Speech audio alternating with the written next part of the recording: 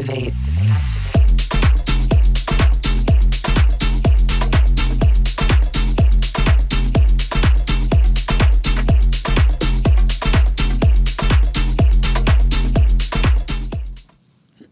All right, everybody. Welcome to This Pink Cloud. I am DJ Kelly Reverb. Yay. Hell yeah. We're a show that's about multiple pathways to recovery, all kinds of mental health issues. Please like, subscribe. Speaking of mental health, ladies and gentlemen, give it up for Chad Lamont. Woo! Hey! Hey, my sister watched the Professor episode with Nolan on it, and she was like, "He sounds like Mr. Hanky." Oh yeah, and I was like, "Yeah, yeah." And now I think that's on purpose. I'm a DJ. In my name tag, it says DJ producer and hell yeah advocate. There you go. Yeah, that's funny. All right. Hey, so I am excited to have this. I will call them a power couple. Oh yes, I'm going to go there. I'm going to go there, and I'm going to say that. But I mean, it's been forever since we've had this guy on the show, and then we've never had his young lady on the show. Let's give it up for Michael Moulton, M2 The Rock, and his better half, Lee Mcguire. Yeah. Yay. Hello. Glad to be It's here. wonderful to be here. Yeah. So you got the hallelujah music in the headphones. So Michael Moulton. So tell, you've been on the show, God, what was that, like almost 2 years ago or something? I think it was longer than that. Yeah. It was a while Well, back. it was the original location. Yeah. So, I mean, obviously not everybody knows your story, but it's a pretty famous story and an amazing story, to be honest. But why don't we go with a little bit of recap on the story of whence you came. Holy cow. So, Leave it wide open. I'll be quick. I mean, we only got an hour. So it was, I'm in recovery, long-term recovery, right? Drugs and alcohol. And I had my first drink when I was, 10 years old, and the rest is history, and it's interesting when people tell the story. I get tired of it, and when we share our story, right. It was like what it was like and what happened. Well, you share your story. Like. You share your story for a living. Yeah, I do. So you can Google M2 The Rock, and the story's out there. And, in fact, you could Google my fifth step. It's out there. I mean, everything's out there. And, sure.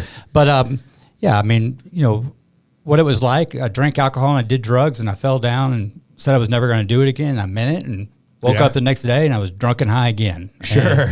But I grew up in a well-to-do family, and got early childhood trauma from birth. Being sexually abused and a lot of physical abuse. But in this well-to-do family, and then outside the doors, everything appeared to be normal, and so there's a lot of confusion. Right. So literally, I didn't know how to live life. I was living a lie, and grew up in my room, and I grew up in the men's locker room at Glen Eagles Country Club in Plano, Texas, and my dad was a founding member there. So day one it opened, I was out there playing golf, and golf was a big part of my life, right? And it's slowly but slowly unraveled all the way from high school to multiple suicide attempts to then going on the PGA golf tour. I was a caddy for the best golfer in the world for 5 years. Who was that? It was Lanny Watkins. Okay, yeah, cool. Lanny Watkins back in the day. And so I did that, and then Did you have your note sheet and everything, like where you were like, oh yeah, there's a dog leg left. Yeah, we're gonna want to, Yeah, I mean, it was. I called myself a fairway engineer. Nice. Yeah, I was a fairway engineer. So it was a great lifestyle for our lifestyle, at the time. And flying private and being all over the world and the best golfer in the world. I mean, it was rock and roll. And and I was a bookie. I was the bookie on the PGA tour. Okay. And so I did that, and just had a hustle, going on. But the disease got worse and worse. Where I should be having the best time of my life, my life was dark. I was always living a lie. I never let anybody close to me. I always had around a lot of people with the popular kids. I hung out with them, but no one ever got close to me. And you probably built up that wall, already. Yeah, as a result of the childhood trauma. Yeah. But got off the road in '95 and married a girl I knew since kindergarten. took her hostage, right. and brought her in. We had 2 boys, and when those 2 boys came into my life, something happened. It wasn't spiritual or anything like that, but I really wanted to be the dad that I never had. Sure. And I gave it my all. I mean, Right. I gave it my all. But I was hiding the drinking, and in 2002, I had an ultimatum that to go to treatment, and so I went to Betty Ford. I was a very successful home Right. builder, and Oh yeah, you were doing home what do they call it? Like not just a general contractor, but you were doing development. yeah, I was doing Right. I did all that, and then I also had my own home building company, and we did high end luxury Right. residential. Yeah. So the air was real thin. Right. Where Was this like South Lake and stuff like that? no, it's Park or- Cities. Park Cities. Park okay. Cities, Yeah. Preston Hollow, Frisco, Plano, Sure. and all that. So, really loved that, and it became a drug, and money became my drug, and so, in 2009, my wife at the time had a massive brain hemorrhage and collapsed, and a lot of chaos started happening, and a lot of family fighting and over money and betrayal and all these things started happening, and I didn't have the tools on how to handle it.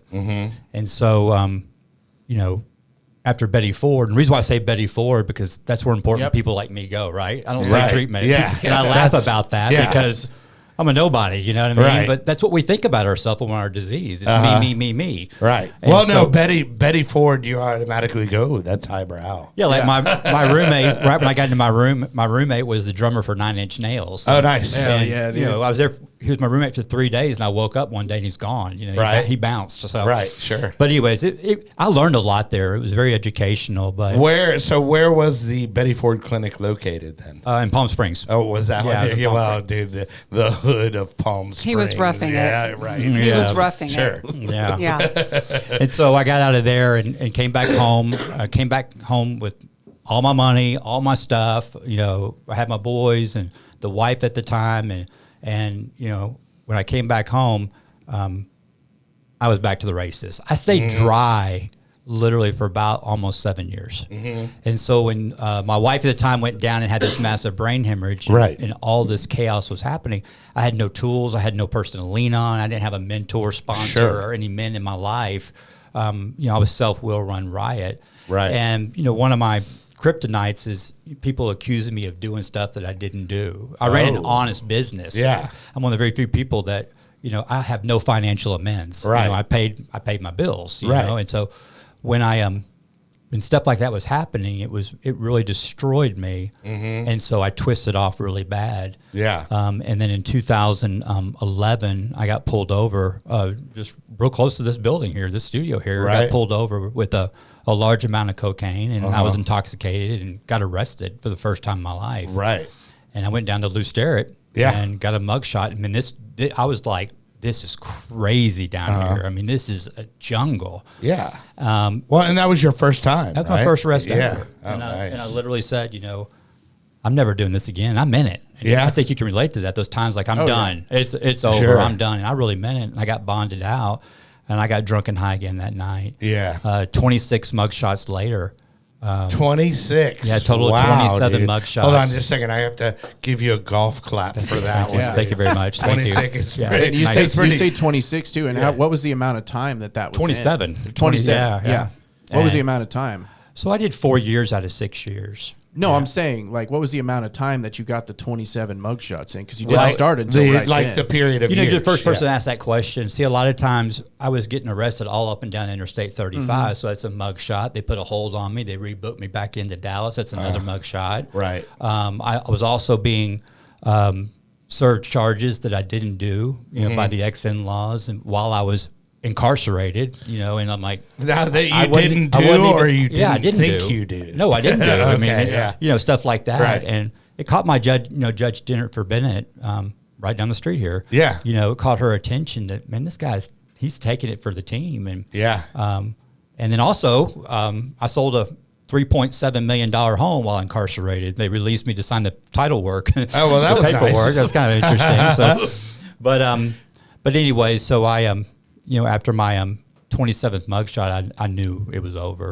Right, And yeah. Judge Bennett had enough of me. Right. And I was going to go to prison for a long time. And And it's interesting this time that they put me, you're classified when you're arrested, and they classified me as an advanced. No, yeah, advanced. But I become the guys like I saw the very first time I was there. I had my own prison name, and they called me Rabbit, and the guards were saying hi to me when I came back in. Rabbit. It was crazy. Why Rabbit? I gotta ask. Because I couldn't sit still. Okay. I couldn't sit still. And all right. So they misclassified me, and they put me on the second floor at the North Tower. Okay. And if anybody knows that, it's called the Jungle. It's the most dangerous floor in the country. Right. In jail. So I'm in this, solitary confinement, tank with murders. Right. Murders. And I get in there, and I get locked up with this old school. And they called them ooey. Okay. And there was a book that was given to me, and there's books everywhere, and they used them for pillows. But he asked me, he says, what's that book say? And I told him what it said, and he goes, man, will you read it to me? And I said, why? Yeah. And he goes, well, I can't read or write. Now, here I am. When I get locked up in the tank, yeah. I'm the only white guy in there. Right. They think I'm gay yeah. or a cop, right. I'm proper. Right. You used to be. You get a honey bun on your pillow. Yeah, that's $5. That's $5. Right. So anyways, when so he asked me to read to him, and I read to him. Okay. And they called me Rabbit because I would pace and pace and pace and pace around the day room. Yeah. And I finally realized that when I was reading to him, 4 days went by. And, to make a long story short, time slowed down. Right. And for the first time, I was serving somebody else, expecting nothing in return. Plus, the words were leaping off this book to me, talking about Joseph in the Bible, and I could really relate to it.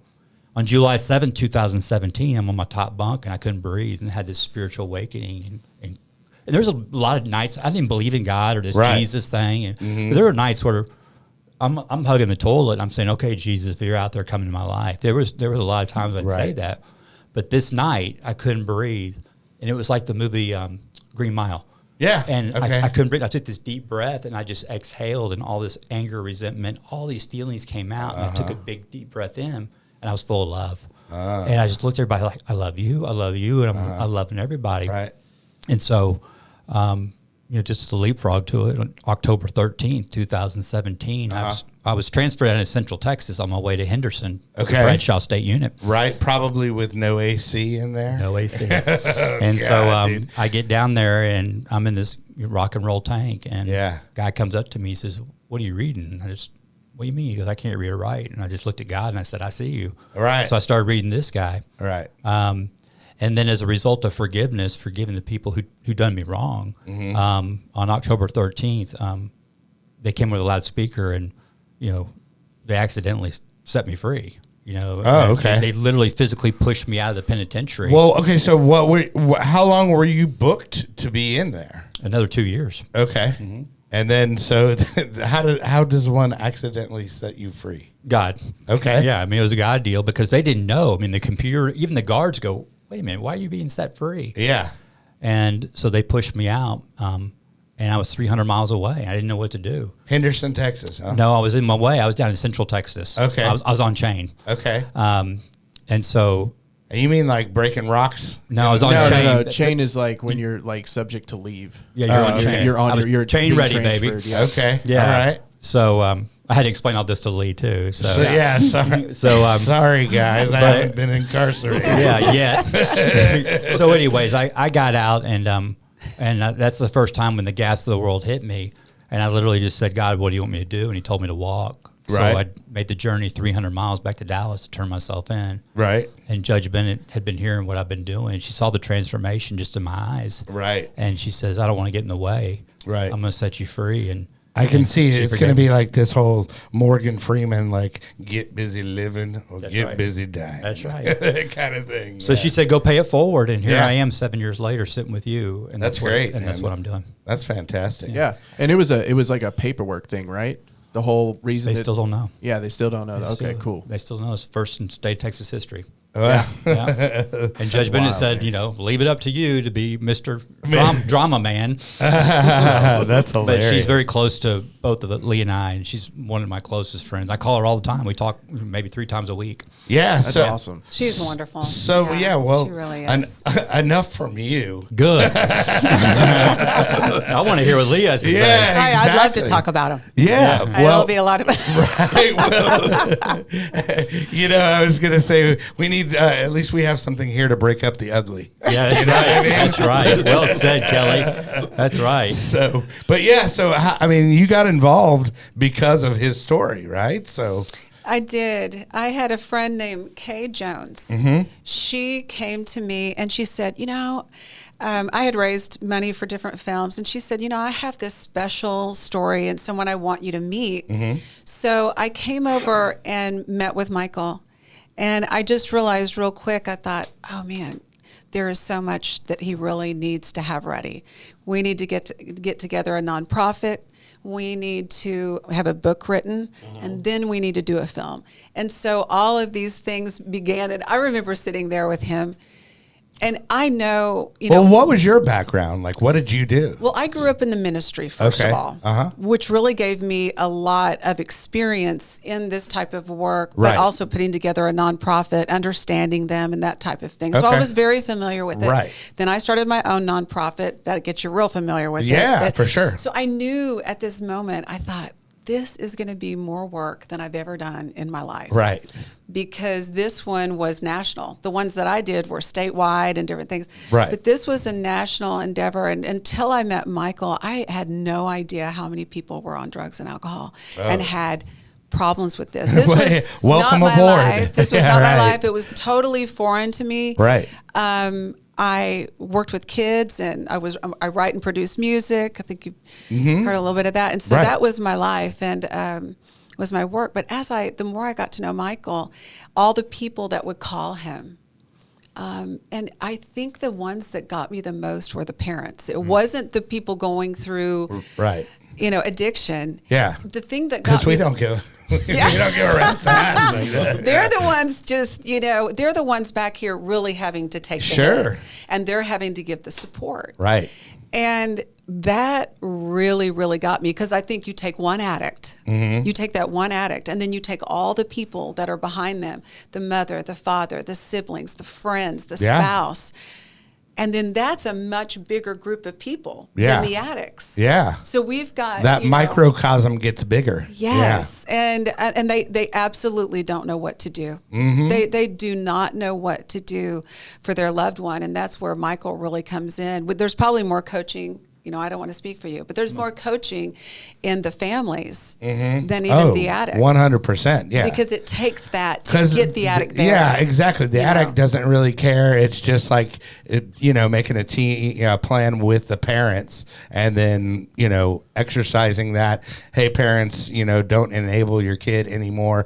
We're going to have to shut them down. That's the fear. That's the fear that parents go through, and it saddens me. I don't want to. Because you want, your natural instinct is to love and to support, that you've done your whole life for a child, and that's not the way this works. So that was really hard for me, because I'm a lover. I would try to love someone into being okay, and sometimes, are you familiar with this? Oh yeah. My mom, ironically, she wrote a book to families about this whole thing, about our journey, and because we will be so running much a more, commercial for it here in a little bit too. So it's the irony runs deep right now. But it's like she started doing FA and all sorts of stuff, because they had to heal too, and they had to learn boundaries. They had to learn all of those things and the addict gets offered so much help all the time, right? And then there's just you got to really search for it for families. Right. So she wrote that to kind of raise awareness and do all that stuff. So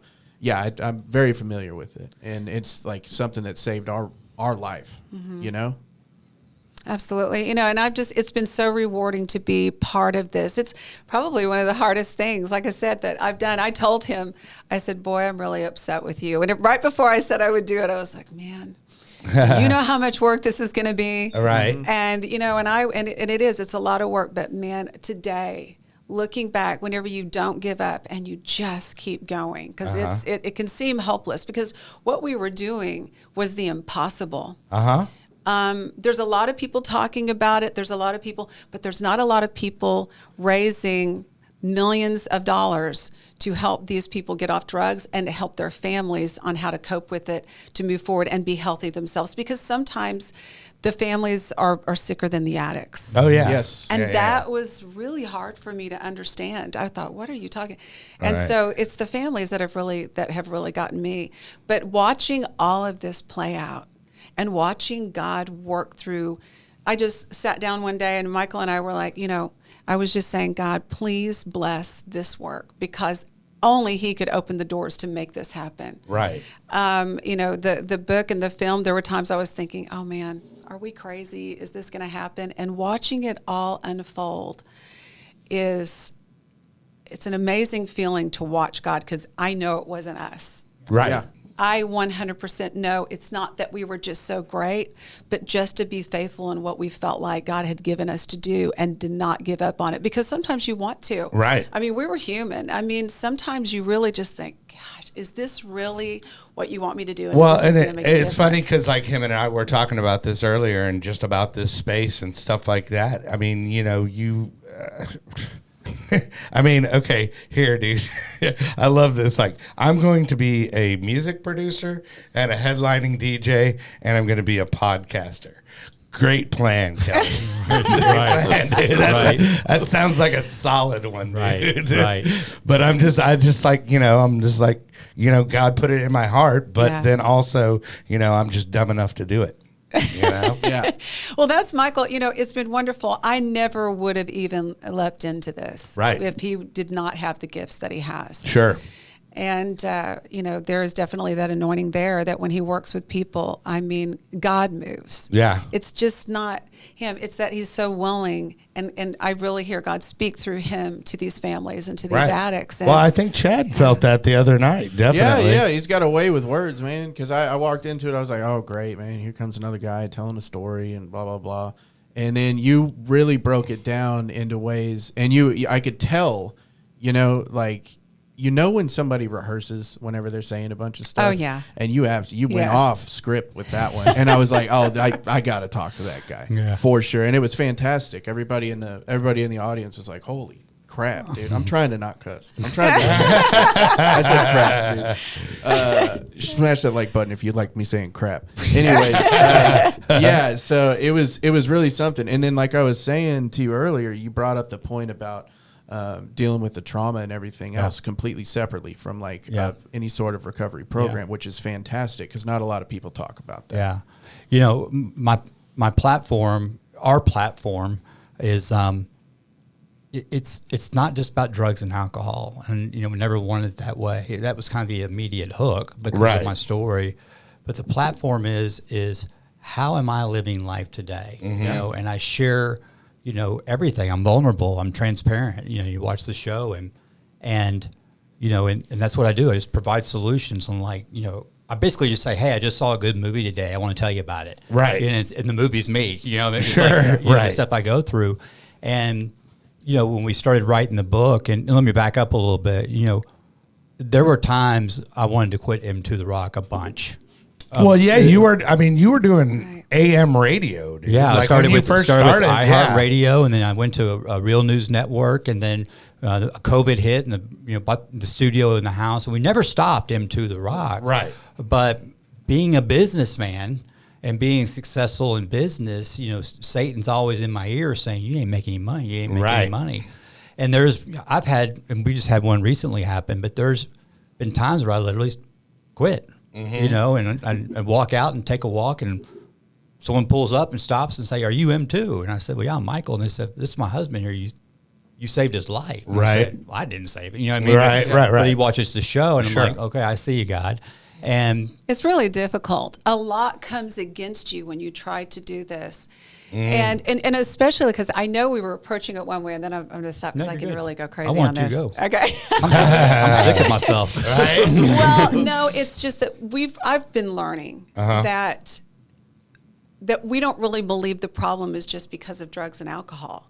We believe that the problem lies within us with so many different traumas and things that people have dealt with that they don't know how to deal with. And in their subconscious, they constantly self-sabotage themselves in every area of life. And drugs and alcohol is one of them. Right. Yeah. Sure. I mean, they're just, and so that's a lot of it. I mean, people's mental health, that's a big deal. And I don't think that we bring enough focus to that. Right. Yeah. Of why people choose it. Because you know what?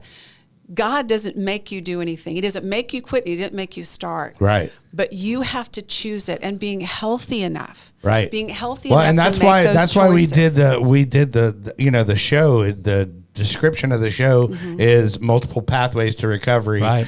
And mental health, you know. Right. So, That's right. Because mental health is I think the biggest proponent to, you know, recovery, period. It's that, and also one of the things, and I was telling Michael, I said, you know what's really apparent to me is that you have these people who will go to rehab, they come out, and their whole entire life, it's not just the drugs and alcohol, it's everything that it's affected. Every relationship, their finances, their health. Yeah. So part of them getting, in what we do with our nonprofit is that we're trying to treat the whole person. This just isn't, we're not just talking at you about drugs and alcohol. Right. You're so much more than that. Right. And your future is so much more than what your past was. Right. And it doesn't define you. It doesn't define your future. It doesn't have to define who you are. That's not Sure. who you are. It didn't label you. Only God can label you. Right. That's it. Yeah. So I think people want to give up and on that because they just feel so bad about themselves and they have so much shame.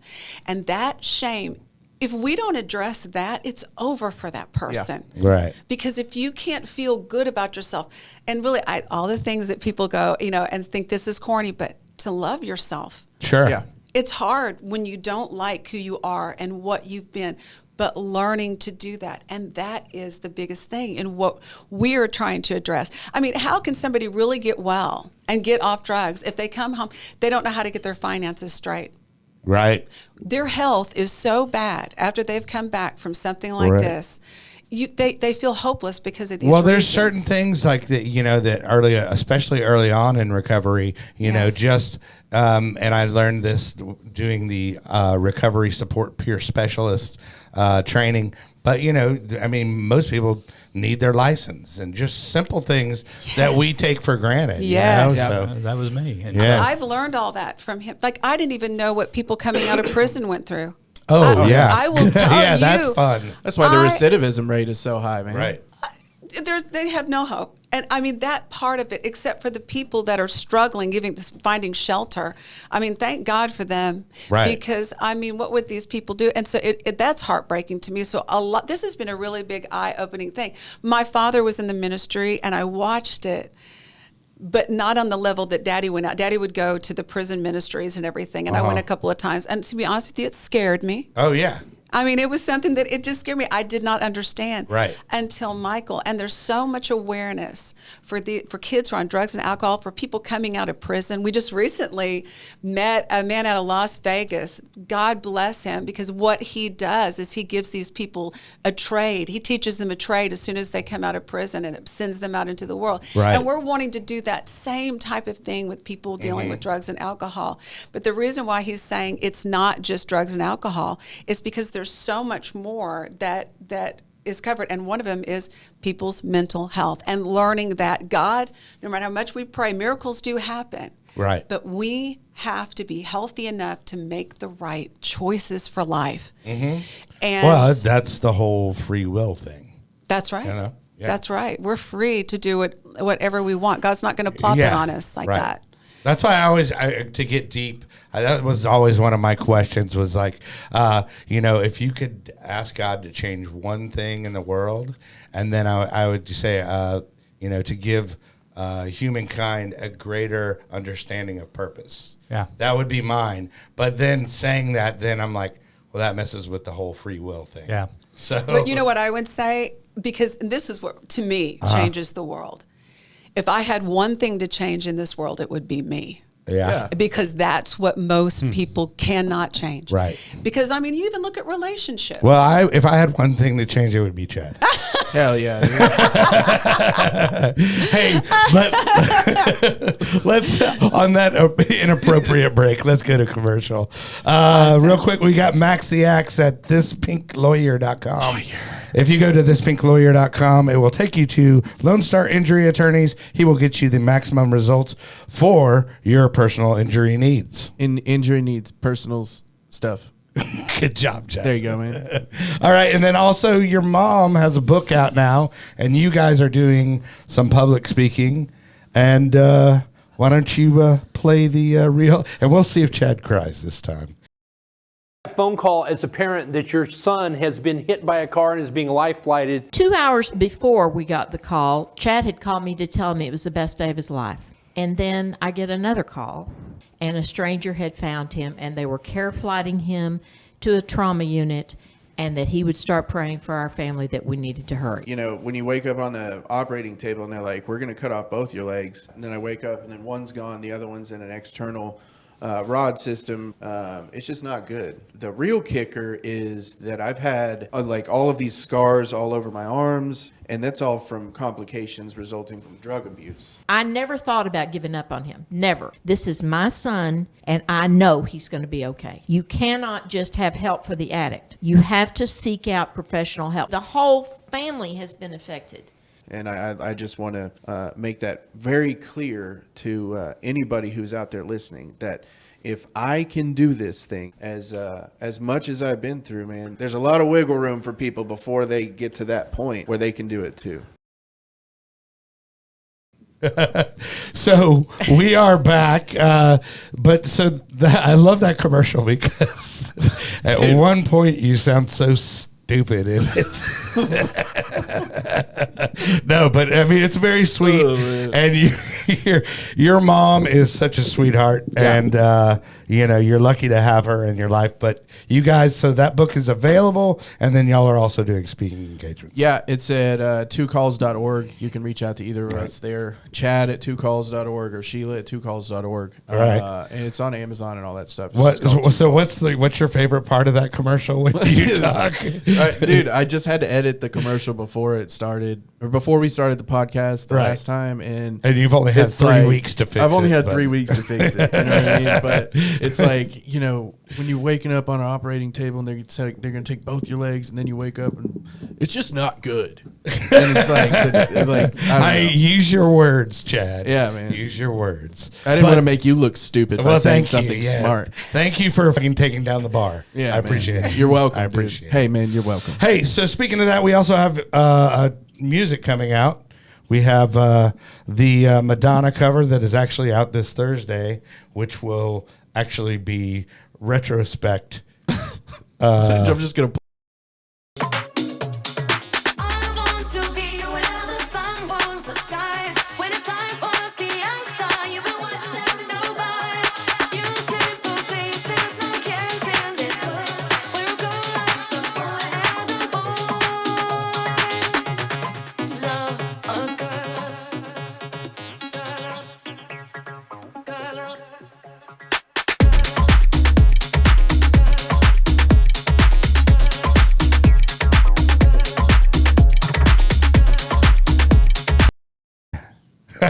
There's your little fade out. You like the fade out there. There's your little fade out where it's just like... Anyway, so that one's streaming right now. Also on Beatport. And we've got some other free downloads if they want to go to soundcloud.com/Kelly Reverb.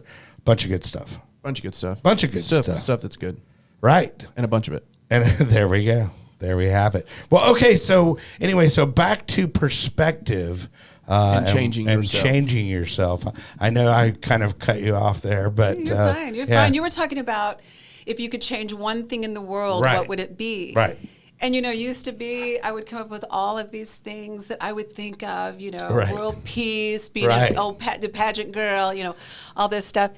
But that's right. You would have to come up with the doozies they would, and I was never good at that. They would give you these lists of things that you were supposed to memorize and say. Right. I always chunked that out the window. That never worked for me. I felt so stupid.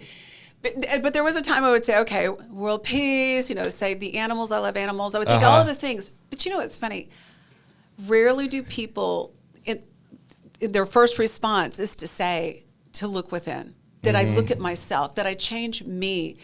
And it's funny because as we talk about shows and it not just being about drugs and alcohol, part of, our problem in life are relationships. Right. Like how we go forward in our relationships, and we're always thinking about the other person, that if they would just do this one thing, their one thing would be them to change in your mind, right? Right.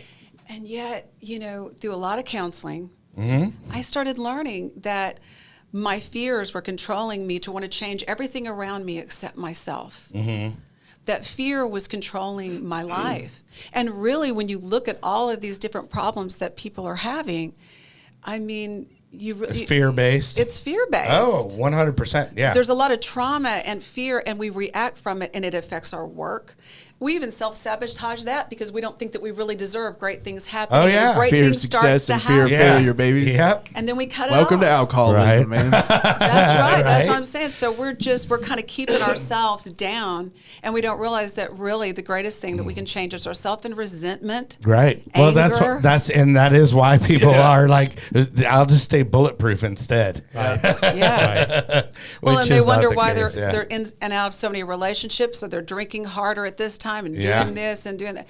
And it's from a lot of deeper issues. I was going to say now all the pageant coaches now are going to go, okay, maybe let's go Zen on that answer. They probably don't like me as much. What do you know? What would you do to change the world? I would look within. It's like, and then they Now go, I would. okay, Now yeah, I would. I tell you right. what. I mean, that was such a wonderful experience. By the way, Yeah. I did it. The nonprofit that I started was. Yeah. What was your nonprofit? My nonprofit was Teen Leadership Competition. Okay. And I started it because when I got back from nationals, Okay. I had gotten third runner-up. And I had all of these kids. Nationals for The Mrs. America pageant. Oh wow. Okay. And All right. so I was thrilled. I was so happy with how I did. It was a wonderful experience. But when I got back, I had so many messages from all of these girls saying, "Could you train me? Could you work with me to be in a pageant?" Right. And I said, "Okay." Well, I began talking to each one of them, trying to call them back. It was a lot. Sure. And so I said, what do you want from this? Do you want? They're like, I want to go to college. I need money to go to school. Right. And I realized at that moment I had a much bigger job than just training girls. So I couldn't do that in my heart. I didn't feel like that was the right thing to do. So I called every school in the state. And I mean, I'm going to tell you, I had no money. I'm talking about I was in an efficiency apartment. Right. I had zero money. And this is why I was telling you this earlier. I had no money. I had no way to do this. And in fact, everybody told me, don't do it because you can't. Right. And so what I did was I had a folding card table, literally. Like I didn't have a table. I had a folding card table and I had a phone book. Back in the day of the phone book. Right. I'm dating It's myself. okay. Yeah. And so And the landline. and a landline, absolutely. Yeah. And so I would sit there and I called every single school in the state, high school. Okay. And I said, if I did this program, I talked to the counselor and I said, listen, I have all these girls calling me. One is from your school. And I said, I want to know if you would participate in this program. I said, and I was setting it up for myself. I said, if it cost you nothing, Right. okay, would they come and would you support it? And every single one of them said yes. So when they said yes, I called their city and I said, would you, I need this much money for them to come. And it was a year-round program, Right. but it was a leadership program. So it wasn't a sink or swim. So they stayed in my program for a week and we would coach them through everything and train them. And then we had a final competition. But everybody left with scholarship. I didn't let my girls leave without that. That was the difference. This was not a beauty pageant, which I'm not Right. against it. Sure. There's nothing wrong with it. I was in it. But I wanted something that bettered women. That made me happy. I wanted women to be able to go to college. I didn't want them, if that's what they wanted to do. Right. I didn't go to college. Sure. I didn't go to college. So that was the first thing the press asked me. And I had a talk show at that time. And I was working that talk show to help this. And I told him, and I said, wow, this is going to be really uncomfortable, because that was the first thing everybody would ask me. No, and right? I just said, and it was just so God, because I sat there and I said to them, I said, you know what? I didn't go to college, but I said, all these girls do, and presented a need to me, and I met it. Right. Well, you should be like, no, this is why, because I didn't go to college. I didn't have the opportunity that these girls now have. Right on. Well, I was fortunate. I was very fortunate to be able to walk in and do some of the things that I did. Yeah. God had just well, given and I me mean, some a little gifts. savvy. I mean, like calling both sides and setting up, it was a program. Yeah. It really was. It was the most rewarding thing I've ever done until this. Yeah. And in fact, I flew to New York. I was writing and producing and singing music. I was doing all these things. But then when I got back to this was my heart. Right. I mean, my heart was in ministry. Right. And in a ministry that wasn't in the approach of your typical ministry, a true outreach program is what I like to call it. Right. We truly needed an outreach program that treated the whole person. Yeah. And that eventually got them out of talking about drugs and alcohol all the time and dwelling on that and really concentrating on the things that speaking that of get you that, so healthy. tell folks what you do out there with the foundation. Yeah. Well, it's I just love listening to her talk. I love this woman. I mean, I absolutely love this woman. Yeah. She's just, when she speaks, she says something, and this is what it's like at home. I just listen to her, and it's the first time we've ever done an interview together. You So must I'm, be exhausted. This is the I'm kind of exclusive. He's no, tired. so I'm just kind of a little emotional because Right. I'm in gratitude, Right. that someone who believes in me and I believe in her. Right. And we do make a good team, and we are a power couple. And it's really cool to hear. But it was her idea. I mean, it was Lee's idea about doing the nonprofit. Lee is very creative, and I'm the home builder in me is keeping everything in line. And she's a new idea every day, but they're never artist. bad. I've never said no to any of them. Right. Yeah. But it's a process in order to get to it. And Sure.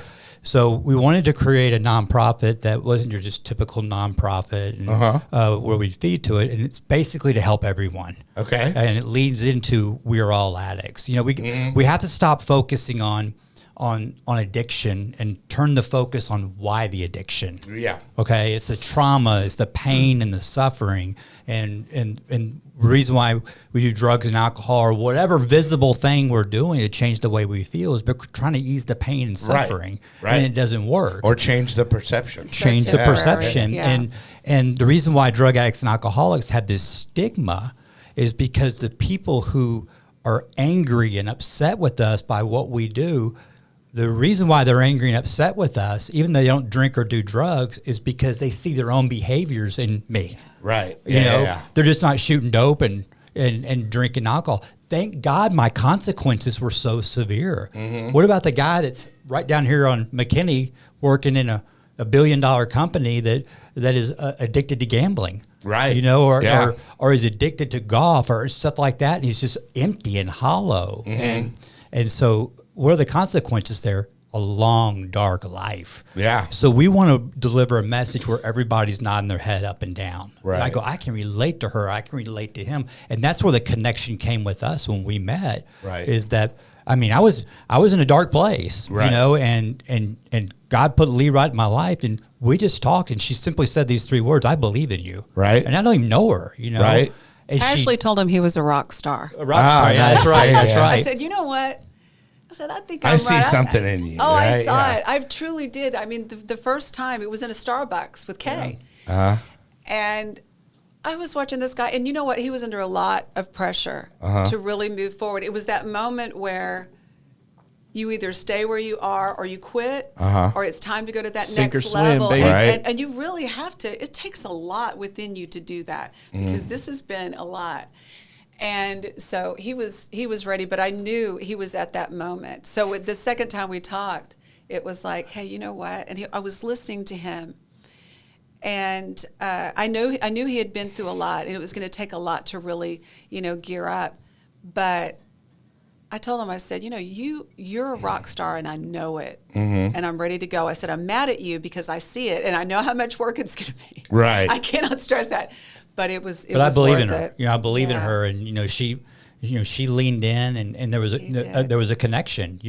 She really truly cared and didn't want anything. Right. And I wasn't used to that. I was always used to someone taking from me or hitting me, or wanting all that stuff. All the way to childhood trauma and these triggers. And so I took the risk and leaned in. So it's not like we had this very first romantic date and went out. We were friends and on the desk and working and coworkers. And then it was really cool how this just true intimacy bond built, and I'm forever grateful for that. But the nonprofit is to provide these solutions to people, treatment centers, all that stuff. And we can do scholarships to treatment, but we're going to give them the best. We're going to give them the best, but you have to qualify. Right. Yeah. Okay. You have to get it passed by me, because I know how you can't run game on me. And Lee's seen it, and so that's what we do with the nonprofit. But it's everyone is an addict. Right. And addiction is we're seeking visible things to try to fix our invisible problems. Shopping and food. This is why Ozempic is so big. If you want to know the epidemic of food, see the rise in Ozempic. Are you familiar with it? Oh yeah. Okay. So it just shows you how many addictions, and we have things that just aid in it to where you don't get better in it, where you don't really we get a pill. We get a pill. Everything's a Band-Aid. Yes. Well, I think I that speaks to our healthcare system a lot. Well, I'm not saying, and I love it. I think it works. I think it's all wonderful. I think if it helps your health, wonderful. Yeah. But my point being, is that you see, like when that, like with food or anything else. I mean, what an issue it is within this country. Yeah. How many people just could not get addicted to sugar? That's right. Well, what we talk about is, and it's real simple, the way I wordsmith it is that there's nothing wrong with being successful. There's nothing wrong with making money. There's nothing wrong with having nice things. Okay. Right. There's nothing wrong with even in mental health, medically assisted treatment. Okay. As long as it doesn't become my source. As long as it doesn't become my source, because when it becomes my source, I am in active addiction. And in order to keep it as my source, what do we start doing? We start lying, cheating, and manipulating, and all these things that come up. So true spirituality is, number one, is to love yourself and forgive yourself. Right. And that was the hardest thing for me to do. Because she sees me, I'm very hard on myself. Well, and I think a lot of it, but also is, people want to be accepted and also feel worth, like, what can I do? What do I have to offer, And I think that's also a big part of it, and once you find your lane, like, I mean, Chad was like, once you started producing and you found out that you were good at it and you were getting validated, then you were all in, Yeah, but like, it's still... it's talking about how something externally is going to fix the way I feel internally. That's every human being. Every single human being in the world has that. Right. And like, some things are worse than others for sure. But I'll tell you what, the feeling of peace internally, no matter what is happening externally, is something you just cannot pay for when you finally get it. Making it a habit. I'm going to tell you something. This is the thing. Just because somebody got motivated from Michael's I Am Second video, right? You have to have outreach after that. Because you get motivated and you're excited and you feel like you can do anything, right? I feel like I can just rule the world at that point. And then by that evening, you're back down because the same habits and the same things that you do over and over again are still there. Yeah. That's what's great about if you follow someone like Michael every day and you listen to it for your motivation, because eventually, even that show, it's going to become a habit. You're changing the way, and so that show can become a habit. Getting good information can become a habit, rather than all the other things that you're doing. And by the way, I'm convinced that half of the people are just bored by the time they get home. They drink and do drugs. They're just bored. Yeah.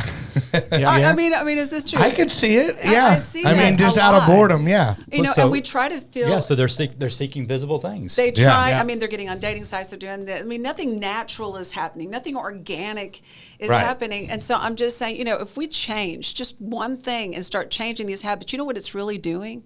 It's rewiring your brain. Oh, yeah. That's the think whole people thing get with that. addiction Well, treatment. and I work in addiction that's treatment. what they and say it's- in addiction. It is simply rewiring your brain. That's right. Yeah, That's because really what you it have is. neural If you pathways frame that have it- been carved. If you frame it like that in the beginning, people are like, stay away from me, Yeah. you know? But That's right. if they start to Isn't that realize it, true? it's just retraining your brain. That's right. That's 'Cause right. you know, whatever the time is that you've used or drank or whatever it is, because at some point it does become an issue. Because, you know, not everybody starts off to the races. I did, but not everybody's like that. Yeah. And I see it all the time, you know, because you guys were talking about the whole like trauma and all that stuff. They intertwine, like the later on down the road that you get with it, whether they started because of it or whatever. But these things happen over time in their using and drinking. And now, like, you know, I don't know the exact percentage, but a smooth 95 to 97% of the people I see that check into treatment, it's co-occurring. Yeah. There's no more. Oh, It's dual shit. Yeah. It's Yeah. sorry, I should have said crap. But it is, man, and it's like gone are the days when people just drank because they felt bad. You know what I mean? In the 1930s, and then they just drank so much that they had to keep drinking. Hold on, is that when people felt bad? Oh, I don't know, man. But there's a mental health aspect to everything now that we know more about Right, it, that well, we can I do thi- more things Yeah. with it. I think now that people are actually just realize that it's a part, you know, that needs to be addressed, you know, if you don't want to talk about it or do not deal with it, then your life is just going to remain a shit show. Yeah, You know. dude, I had PTSD from my car accident and all that stuff, which spiraled me out into opiates. And you couldn't even approach me with it. I was in jail for 20 months, and then I went to treatment for 2 months. And until that 22nd month, I couldn't have been approached to talk about it. Yeah. And then when I finally did, and I got approached by somebody who framed it like just exactly how I needed it to be framed, we did a lot of work on it. And Yeah. it was absolutely insane. Right. Like the difference. Do you think You know? do you think that Christians are afraid to approach it on a clinical level of saying, how is my brain? You know, because that's what I have I think found. everybody's afraid to approach it like that. And because you don't want to know why. Because to me, I think that people are just so afraid to actually work on themselves. It's just too hard. I think you can change everything else. But we went to Dr. Kelly, and he's amazing. I absolutely love this man, and he taught me so much because I was raised in a Christian home. And when I very first went, I was so kind of afraid because I thought I wasn't honoring God by saying, you know, God, fix this problem. God can do anything. But the one thing that started dawning on me is that if I get sick, I go to a doctor about my cold. I go to the doctor about anything else. But the wiring in my brain and what's going on in my head to making me make these choices in my subconscious, that was all new to me. And I was afraid that I wasn't trusting God. But what it was that really I was taking responsibility for my life. God wants us to take care of ourselves. And it's not just from here down, right? This is the most powerful organ in our body, and we have to take care of it. And we've abused it because we hate ourselves for the things that we've done. And so it's a big thing. And I started learning this from Dr. Kelly, and I was afraid as a Christian. And now I'm so glad that I took the responsibility to take care of myself so that the bottom line is I can make better choices with the choices that God has given me on this earth and the time that he has given me. I'm responsible. Or else you're just always praying for the miracle. Right. Do you always want to be saying, I've got myself in such a mess. I need the miracle. Foxhole, man. Well, the way Right. I look at it, it's like it's all just a roller coaster ride, and you might as well enjoy it, man. Right. You know. Well, that's true. But you Yeah. know what? It actually empowers you Yeah. to know that, hey, don't be afraid to take care of yourself. Today you can make this choice, and guess what? God will bless you and honor you for that. And I believe that's what he's done with us, is because it had to be a step of faith. Because when we started this was with nothing. Right. I was back to that same Sure. place of, Yeah. And I was still That's a there. miracle. I was still there. I was still there. No, Let everything. me touch on something real quick. Yeah. You know, when we started writing the book, 300 miles, it really was a blessing for me because I was going back in the past, but I wasn't feeling resentful or angry or anything like that. But we hear the word trigger, and it was really triggering me. And I was I was in a bad place. You know, when I say bad place for me, I was in a bad place up here. Yeah. And then I started learning in our relationship the things that we do to trigger, each other. And I literally, this is just recently, about 2 months ago, that I literally went down and hung out with Dr. Rob Kelly in San Antonio for 6 days. Yeah. For 6 days. And really, I've been really diving into my childhood trauma. Right. Yeah. And I had this amazing breakthrough. Yeah. 90. It was 90 breath work, therapy. And it was, and I thought it was hocus pocus, sure. stuff. But I did. I leaned in. I said, I'm willing to go to any lengths. You have to fight feeling silly. Because and you've got to want it. Yeah, and that's not the most pleasant thing to deal with. And when I get in a bad place, I get quiet. Yeah. And when I get quiet, it scares her. Right. And when it scares her, and then there's friction there, and so I said, I gotta go do this, and had this huge awakening. And literally, when I left San Antonio, Dr. Kelly says, "Be prepared. Right, your life is going to be changed forever." And without getting into all the therapy and stuff, but I left there, and I didn't call Lee or anything like that. Said, "Hey, I'm healed. Everything's great." I'm processing what happened. It was another spiritual awakening. My phone's blowing up driving home from one of the largest podcasts all over the country want me to be on their show. Oh yeah, and it's like, wow, all the stuff that's happening and everything blowing up with and doing. Yeah, and that was I Am Second, right? No, this is just recently. Oh, okay. Yeah, just recently, and so stay tuned. There's a podcast that we're going to be on that is just amazing. Right. And so it's all. Besides all happening. Besides this being. No. He forgets that. But it's just amazing that. My whole mission really is to help people see life through God's perspective and not the world's. Zoom out. That's right. What does that mean? We go back to the things that were done wrong to us, and we see it. We pull ourselves up and look down the situation. And go, I see why you allowed that to happen. We're gifted. Her story, her story growing up, and it's unbelievable, right? But when we look back at it, and we're gifted, and now we have a gift that we can go share with others to help them. Yeah.